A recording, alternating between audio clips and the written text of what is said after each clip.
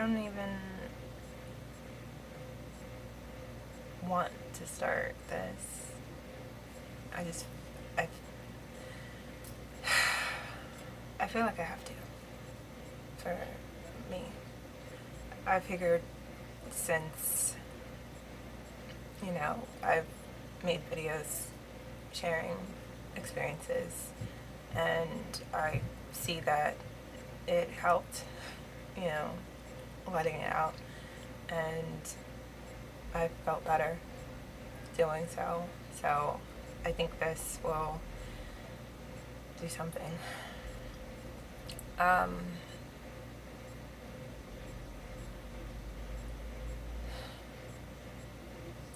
I don't want to start crying. I might, but I'll try and keep it together. And fuck. This is just really hard for me to address because it hits me so deep that it hurts a lot. So, I know not everyone is like on my community tab and they might have missed it, but for some, that I decided to take a break, and I know I said that I'm not sure when I'll be back, and just don't feel bad if I don't answer any, comments or replies or anything. I still am going to be on a break. But I don't know what I want to do. I don't know what to do with myself. I feel split. Because on one hand, I feel fine, and on the other, it's not at all. Okay. But, the reason why I stopped and I'm stopping is because I am pretty much dealing with a loss, and that loss is of my own.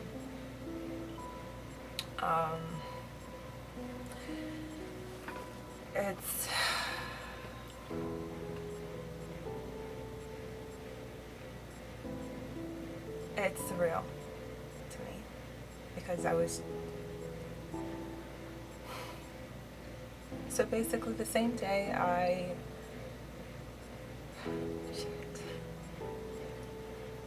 the same day I posted that I was going on my break was the same day I found out that I had a miscarriage. And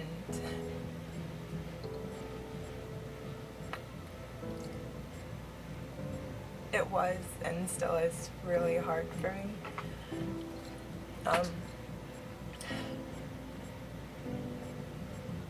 I've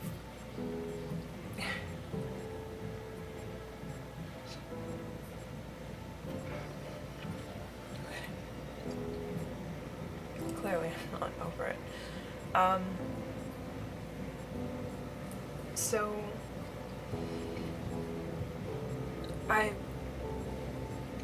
found out that I was pregnant, and I've been pregnant since June. I found out in July, and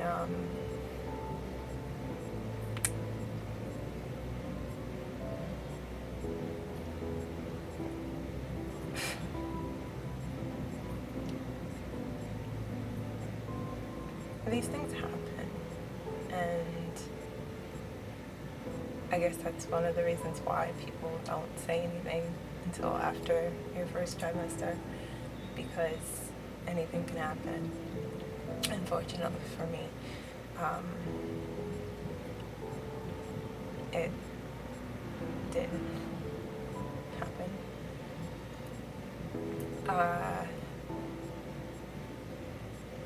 And the entire ordeal was it was really frustrating and I guess traumatic. Um, because even with COVID, it was, I basically was on my own, but not, because of course my husband was still there, but he couldn't be there because they don't allow anyone in for anything.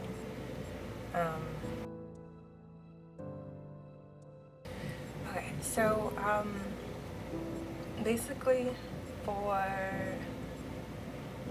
I wouldn't even put a timeline on it because it was kind of whatever for us. My husband and I, we were trying but not trying kind of thing, like, you know, if it happens, it happens.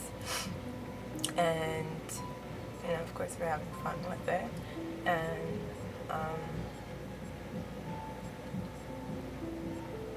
yeah. We've been together for a really, really, really long time. 14 years straight through. And, so eventually, over time, our families would always kind of start hinting and asking, you know, well, we're gonna have kids, and we're always like, later, you know, we're not ready now, like, it'll happen when it happens.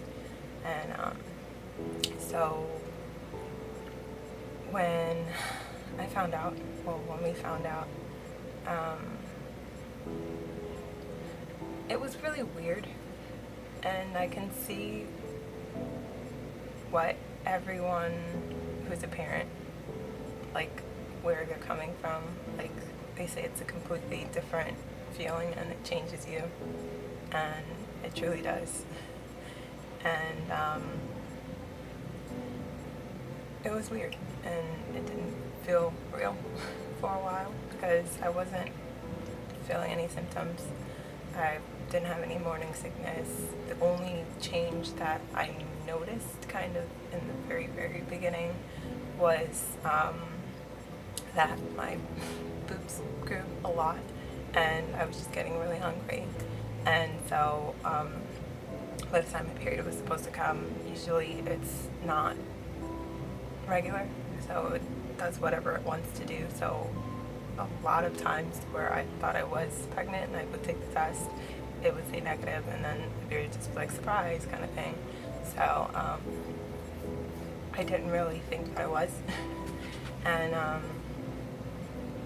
you know, the days were going by after I missed my period and I just wasn't getting anything. And so I figured either something's wrong with my uterus or I'm pregnant, but I couldn't handle taking another test because I do want children, and I do want to start a family. So every time that it said it was negative, kind of put a little damper on me. And so I was like, I'm going to 100% wait until I know for a fact either something's wrong or I'm pregnant. So I basically waited 2 weeks after I missed my period, and then I took the test, and it was really, really faint. So we made an appointment, and I got my blood tested, and it basically came back that I was.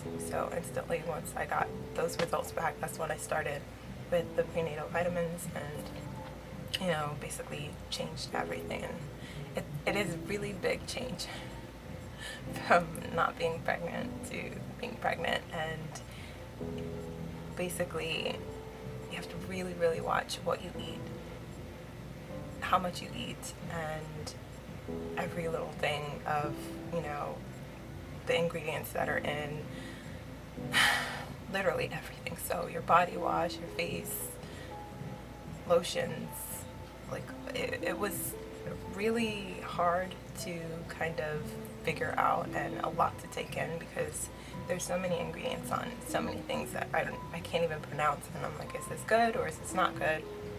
And a lot of the things that I had were a mix, and so I basically kind of had to get rid of things and, swap. So that basically kind of put the plans in motion of finding a doctor, an OBGYN, and, making the appointments and kind of getting it together. So pretty much the next day I called midwives, and I went through an interview and all of that stuff because I want to go with a natural birth. And they basically were booked and couldn't see me till a month later, pretty much. And so we just kind of were winging it. It's not much I could or need to do. So basically my appointment would have been my appointment was the ultrasound and, meeting everyone, and I don't really know. So of course I was eating everything I needed to eat and, taking my vitamins and basically sleeping, which is why I wasn't really uploading much, and I was only kind of posting older videos because, I had them and I just didn't have the energy to really put anything out, and I would just sleep. The days were leading up to my appointment, which was last week. It was going good, and I was documenting everything of all of the changes each month, and taking pictures of how much my stomach was growing, and it was.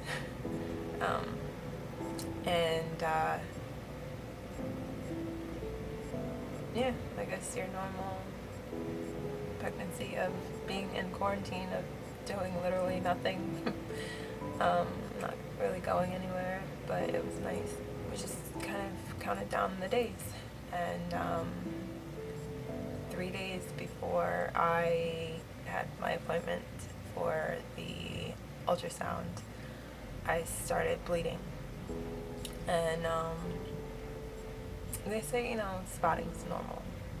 And, light bleeding was, you can still have a healthy pregnancy if you bleed a little. And it wasn't a lot of blood. Like, it was more than spotting, which I'm assuming spotting is just like literal spots and like that's it. But it wasn't as heavy as my normal period. Like, it was really light compared to my regular period. So I wasn't really sure, but I didn't really think anything of it from everything that I saw online.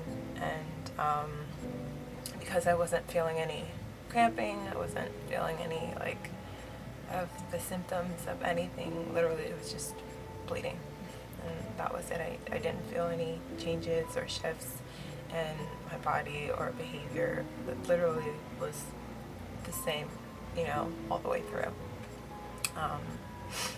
And so we just kind of anxiously waited it out, and sorry.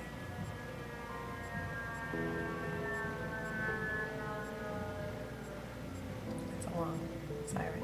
So we basically kind of waited it out, and I kept reassuring my husband I wasn't feeling anything wrong, and we'll just find out when we go to the doctor. And of course, during now the pandemic, they don't let anyone other than the patient inside, and so they already told me, he couldn't be in the room for the ultrasound. He couldn't really be in the room for anything. So of course I was annoyed with that, because it's not just my pregnancy. I didn't, make this child on my own. Like, there's another part to, me. So, off the bat, that was upsetting, but I understand. But it's still you know, it's my first pregnancy and it's his first. So I wanted to experience it together, but I understand for the times of, you know, being safe. So the day comes and, you know, we go in and I check in. There's a lot of pregnant people now, like a lot, which makes sense because, you know, you're in quarantine, what else are you gonna do? But there's a lot of commotion going on outside right now.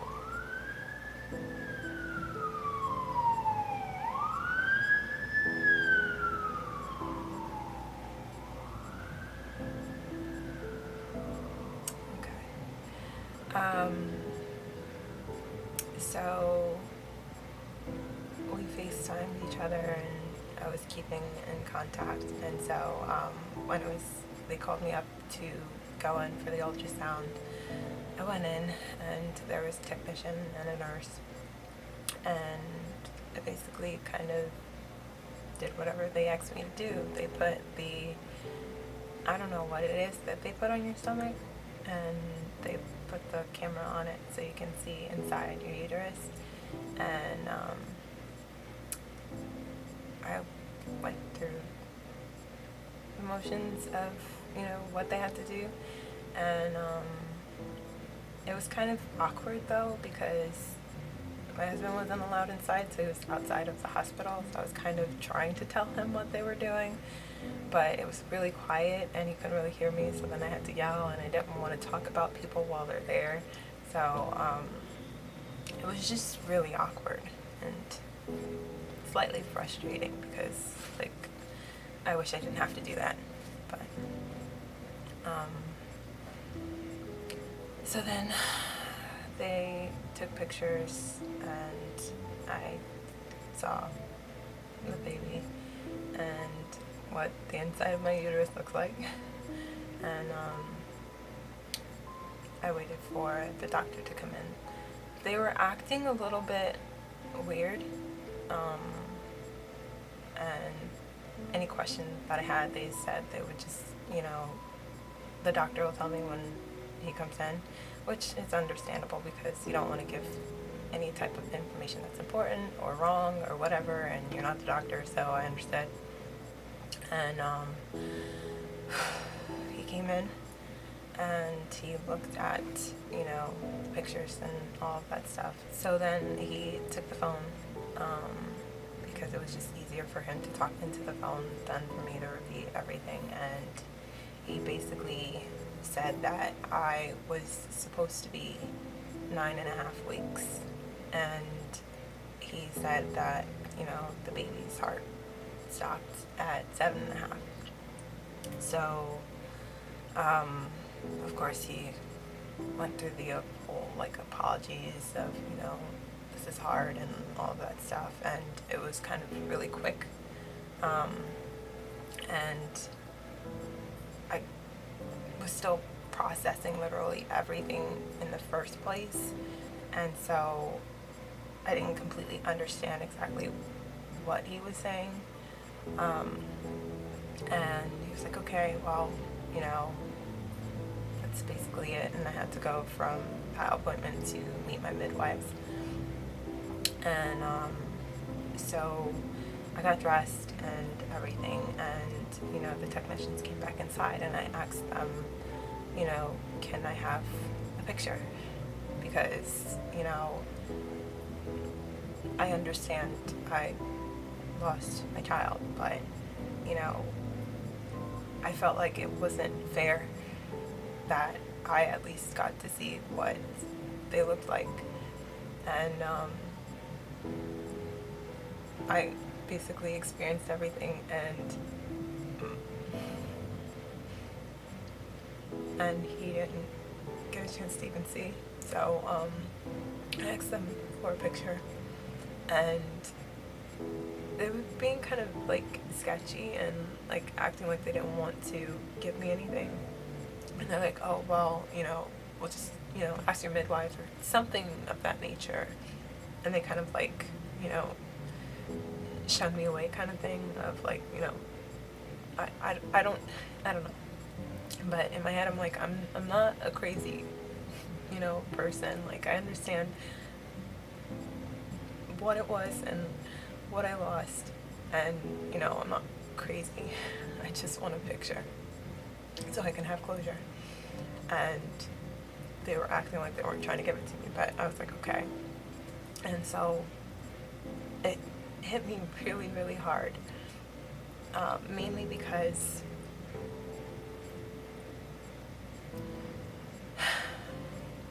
when you see what your child looks like, and it's not like I was really early into the pregnancy of like it looks like a little blob, but it was a baby, and it looked like baby. And so I think that stung a little bit, and it was hard to keep it together because I was kind of like in and out, and they left, and so confused at the directions they gave me to even go to the midwives, I just left, and I tried to update my husband, but it was still kind of chaotic because he wasn't there, and he's taking the same information that I'm taking, and I don't know how he feels, and he doesn't know how I feel, and I don't want to break down, when he's not there, because then I don't want him to, freak out even more and be even more upset because he can't do anything about it and he can't be with me. So it was really, really hard to keep it together. So I reached the midwives, and like they're next door, and so we get there, and I mean, I know the answer already, and I asked them if he can come in with me, and of course they say no, which is fine. And I don't have like a snotty nose with this the whole time. And so, he's getting more and more upset and fighting so hard to keep it together. And I'm like, it's okay, I'm fine. And he's like, are you sure? Are you sure? And I'm like, yeah, I'm good. It's okay. Knowing that it's not. But it had to be until we were done with everything. So I go in, and another one of the nurses, or I'm not sure exactly what she was, like I was literally like in another place at that time, so I don't know names of who and what, but she basically was asking me questions, putting my information in the computer, and she had to take my blood pressure. And so she took it, and she was kind of confused, and she asked me questions. She's like, is your blood pressure typically high? And I'm like, no, it's not. And she was like, well, I don't really like this number. And so she's like, I'll wait a little bit and I'll do it again. And just sitting in the room, just everything's literally setting in. And she goes to take it again. And my husband's on the phone like, did you tell her? Are you going to tell her? And I'm like, yeah. And I just was letting her do whatever she was doing. So she took my blood pressure again. And she did not like the number at all. And so my husband's like, put her on the phone and let me talk to her. Because I literally, I couldn't say anything. I couldn't tell her. I just couldn't. And so he got on the phone with her, and he basically explained what's causing my stress. Like, because I literally just found out I lost my child 10 minutes ago. And so she then understood why my blood pressure was raising. And she was like, okay, I'm gonna wait and, we'll do it again. So she changed the size of the thing that they put around your arm, and she took it again, and it was like 30 points even higher, and just like it's getting like really, really dangerously high. And so she was trying to calm me down. I was just taking really deep breaths, and I really appreciate her for kind of soothing and calming me. And she was like rubbing my arm and rubbing my back, and, trying to give me better thoughts to think of to calm down so my blood pressure would lower, so she could put something in the system. Because I think if she put the number that it was and what it was getting to, and it was going even higher than that, I think they would have probably made me stay. And I wanted to just go home.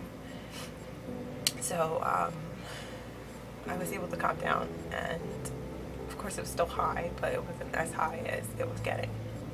And so my midwife came in, and we went through the whole process, and she talked to me about it, everything, and explained of I guess what would have been, and she still gave me all of the information she would have given me anyways. And basically she gave me the options of what it can do. And basically when you have a miscarriage, you can either let the baby pass on its own, or you can take a medication to help it pass, or you can have surgery. And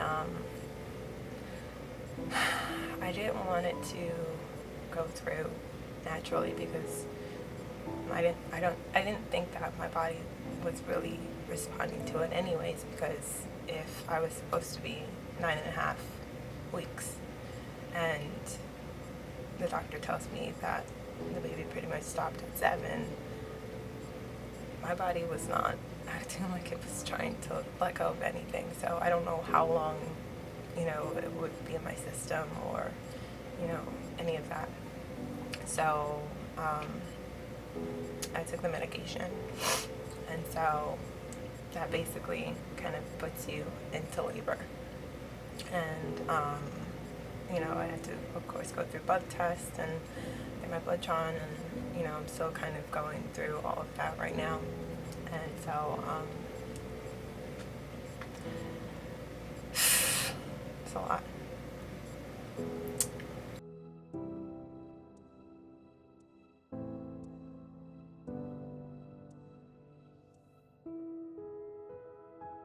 So once I was done doing everything that I had to do, I kind of left the hospital confused, because I wasn't sure if after I got my blood drawn, if I was supposed to go back, so I kind of just left, and I called.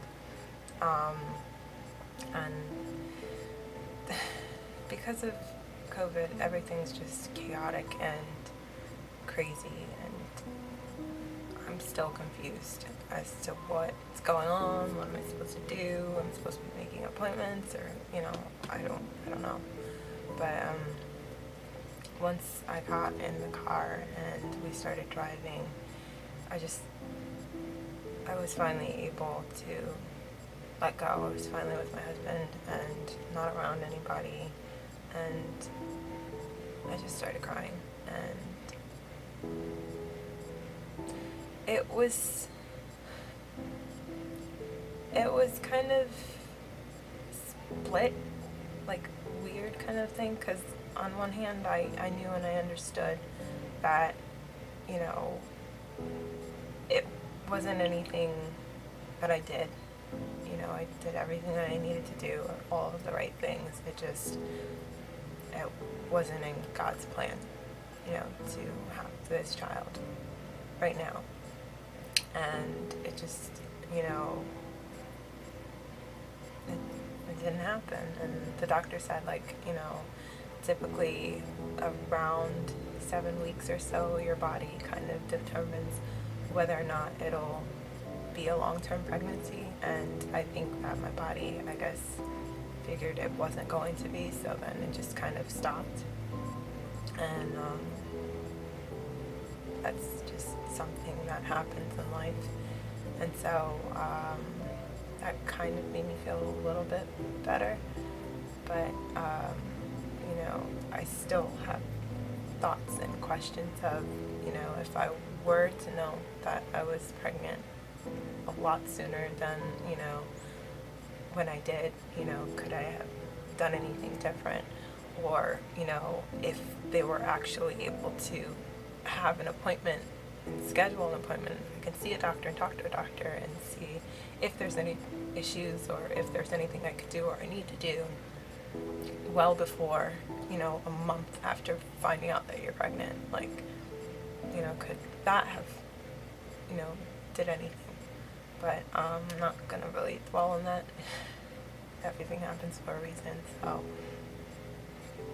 this is just how it played out for me. So, the first thing we did was we got the medication that the doctor prescribed, and then I got pizza. I've been wanting pizza the entire time I was pregnant, but I couldn't eat it because, I'm not sure what they had, what ingredients they had, and I know you're not really supposed to eat anything soy. So there was a lot of soy products and a lot of breads and a lot of baked things and a lot of the frozen pizzas. So I figured real pizza would probably have that in it too, so I couldn't have it. And so that made me feel a little bit better. It was really good pizza. And what I was kind of stuck with contemplating on of, should I or should I not just let it happen naturally? Like, you do hear stories of doctors getting things wrong, of, them saying that, it's not a viable pregnancy, and in all reality, it is. And so, the only thing that made me kind of like okay with, taking the medication to basically put me in labor and have this child, was the fact that I was bleeding for 3 days before, and I didn't realize or think about it now that when you do hear an ultrasound, especially as late as when I went in, I think you would hear a heartbeat, and you would hear something, and all of everything that I look up on, the status and, growth of the baby each week, it would have happened by now. And it was completely silent in the room, so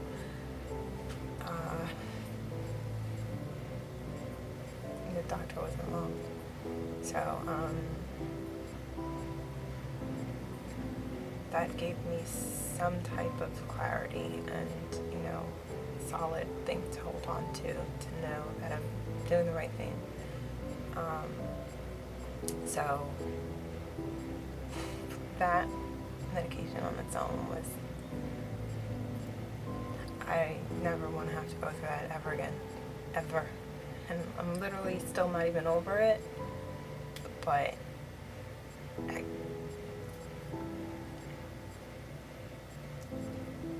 it's indescribable. And it's not okay. But I'm okay.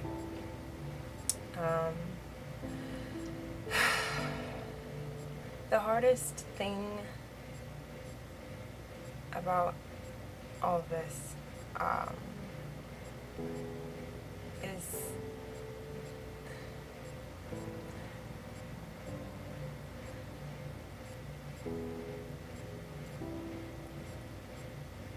the fact fact that I did see my child in my stomach, and knowing that they were there with me for, 7 weeks. Well, technically 2 months, because they still kept me company after. But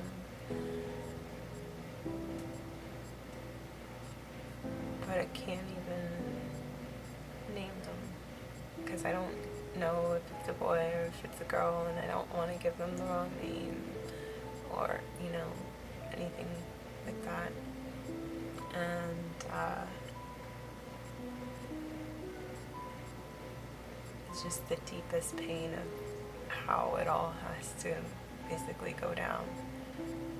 And that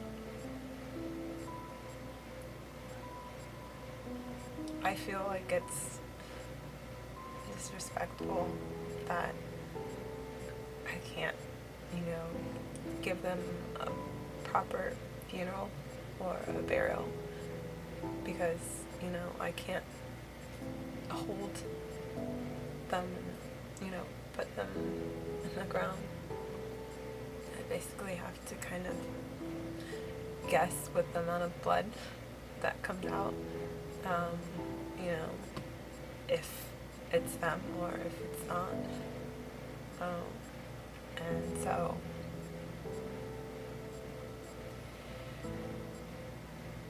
I think that's the only thing that cuts deep. But again, it's what it is, and that is life.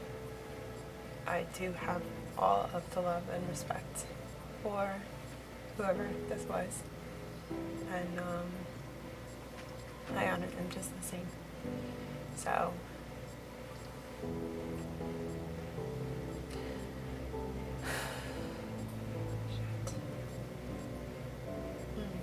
okay.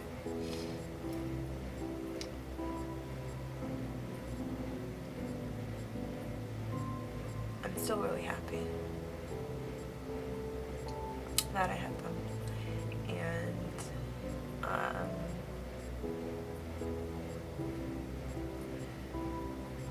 I'm not sad, but I am.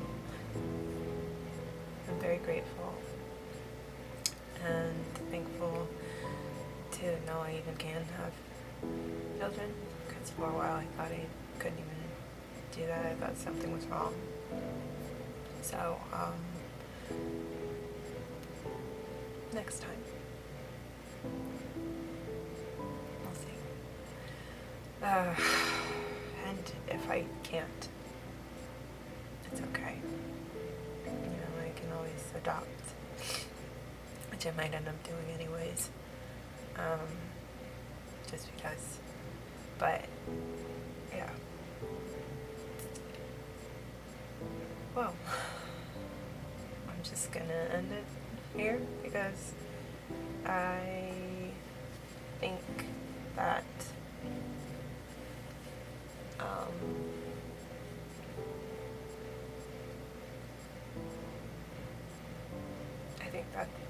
this was the last thing that I needed to do.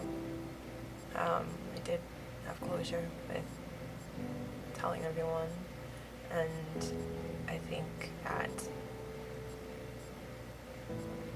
I don't want to say saying goodbye is my last closure for me. I don't think I can, and I don't think I ever will. Not to say that that's unhealthy, but they were part of the G Squad for a month or 2 months, but they were still a part of it, and so they will forever be a part of it. So yeah, I'm gonna go back to not doing anything. I have no idea what or when I'll start posting. It might be soon, it might not be soon. It's not on my mind. If I'm feeling a little down, or if I need to have some type of distraction, I might, or if I'm better, I might. Like, I have no idea. But this isn't anywhere on the top of my list to worry or think about. So, yeah, I just kind of mostly wanted to talk and vent for me, and kind of get this off of my chest. And I guess you'll have a better understanding of why I'm leaving, or that I've left. And yeah, but I am okay. Just really sad, but I'm okay. And yeah, so I guess have a wonderful night, morning, evening, or afternoon, whenever you're watching.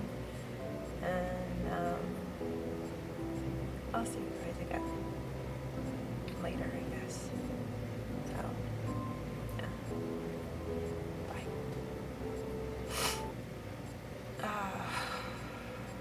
It's probably so snotty. Oh, okay. Shit. That was fucking intense. Oh.